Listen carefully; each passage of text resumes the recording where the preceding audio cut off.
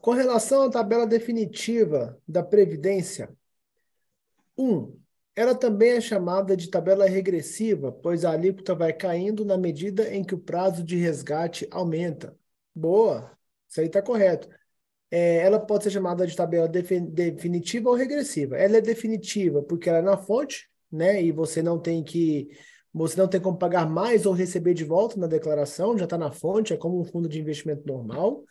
E ela é regressiva porque ela vai de 35 a 10 a cada 2 anos que passa, né? Então, se você ficou aplicado de 0 a 2 anos, você paga 35% de imposto, de 2 a 4, 30, e assim por diante, até quando você fica acima de 10 anos, que a alíquota cai para 10%, ok? 2.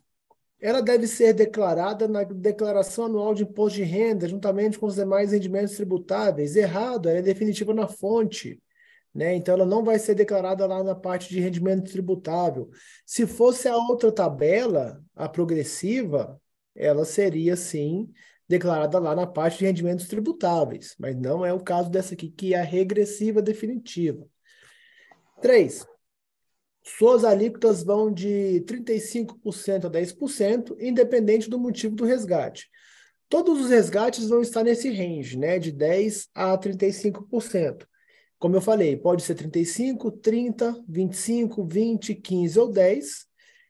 Temos dois pontos aqui importantes, tá? Porque se você transformar o seu investimento de previdência em renda e você tiver vários aportes em vários períodos de vencimento diferente, em várias tabelas, em várias alíquotas diferentes, vai ser feito uma média ponderada. Então, você pode ficar com uma taxa, por exemplo, de 17,2, que está ali entre 15 e 20, por exemplo. Pode acontecer esse caso, se você transformar em renda. E tem o caso também de se o titular vier a óbito, né, vamos dizer que ele aplicou nos primeiros 2 anos, ele aplicou há um ano na tabela regressiva, ele está na alíquota de 35%. Se ele vier a óbito, os seus beneficiários vão receber com a alíquota teto de 25%. Poxa, Thiago, mas ele está na primeira alíquota. Você falou que de 0 a 2 anos de aplicação é 35%. Sim, essa é a regra básica, mas tem a exceção. Se o cara venha a falecer, a família paga no máximo 25% caso esteja numa tabela regressiva. Então a 2 está ok também. E nós temos aqui a 4, em caso de diferimento de renda, será feito o cálculo da média ponderada. É o que a gente acabou de falar, né? Se você transforma em renda e tem várias alíquotas, investimentos em várias alíquotas diferentes, vai ser feito uma média ponderada.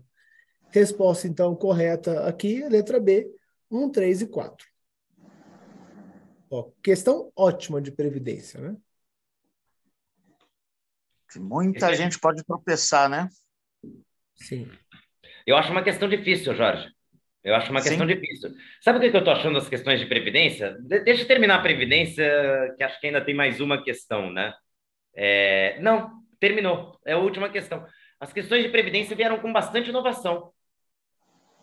Muita coisa nova sendo cobrada em previdência. O Dimitrios ontem comentou, né? Que a previdência veio com muita questão teórica, não sei o quê, e com inovações, coisas que a gente não fala muito sobre previdência, né? Esse vínculo com o INSS, o diferimento de renda da tabela regressiva, a questão da empresa contribuindo com uma parte, né? Como é que orienta isso aí? Será que a gente sabia? Agora a prova está querendo que você saiba dar esse tipo de orientação. Uma coisa que os alunos têm me questionado, o RGPS, regime geral, tal. Mas nunca vi isso, né? A pessoa às vezes trabalha 10 anos, está nesse regime e não sabe o que é e nem sabe o que está, né? Eu só falo PS, Previdência Social, né? É o INSS. Mas começou a cair esse ano, né? A sigla RGPS na prova. Aqui estava só com a sigla, ela estava com. A sigla está no edital, viu, pessoal? Inclusive, em alguns simulados aparecem questões aí Não, de aqui é previdência pública, completo. né? Então, a Completo, mas sigla tem você é questões obrigado a saber. RGPS. Mas nós temos sempre questões muito simples, né? Falando dos benefícios que tem na aposentadoria. E previdência pública poderia ser bem difícil, né? Sim. Poderia ser bem difícil. Mas. É, é, Eu acho que sempre vem a sigla acompanhada do nome. Não, normalmente não. O que eu já vi, não, Henrique. Tá? E, inclusive, tem uma questão também, acho que foi do ano passado, você chegou a apresentar sobre os benefícios oferecidos pelo RGPS, Uhum. que muita gente confundiu. Tinha auxílio reclusão, tinha auxílio doença, auxílio morte. Então, isso confundiu muita gente. É. Eles são poucas, mas é uma coisinha tão besta, né? Uma questão que a gente podia matar fácil, né? Mas é uma pincelada sobre a Previdência. E ó, esses conceitos que a gente está vendo aí sendo cobrados na prova, a gente já tinha visto semana passada no CPA 20, tá? Então parece que é uma guinada da Ambima mesmo. Ela tirou as questões de prova, de cálculo, e colocou mais questões conceituais, exigindo mais conhecimento de alguns detalhes. Então o Dimitrios estava comentando, né, Dimitrios, ontem, que pô, a Previdência veio com muita questão teórica, né?